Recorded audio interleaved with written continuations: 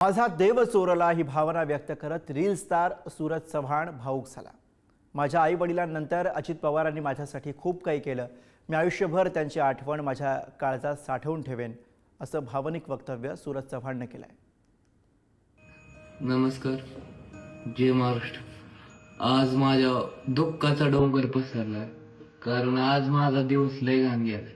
कारण माहित नव्हतं की कालच फाकलं। पहिल्यांदाच बातमी मी बघितली, बारामतीचा आपला दादा म्हणजे माझं वडील सारखं होतं, त्यांनी मला एवढं मोठं घर दिलं। घर नव्हतं, कॉपट होतं, पण आधार म्हणून, बाप म्हणून उभं राहिलं आणि माझ्यासाठी काय केलंय ना ती माझ्या मनाला माहिती। ही कोणालाच नाही माहीत, ती गरिबांसाठी आधार होतं आणि उभं राहत होतं। अजित दादांना मी आयुष्यभर विसरणार नाही। माझ्यासाठी काय केलंय ना ती मला माहिती। एवढं मोठं साम्राज्य उभं करून गेले, दुःख देऊन गेले। डोंगर माझं डोळ्यातने अश्रू इतके येतात, पण ती काय मन भरून आलंय। पण आता काय सांग,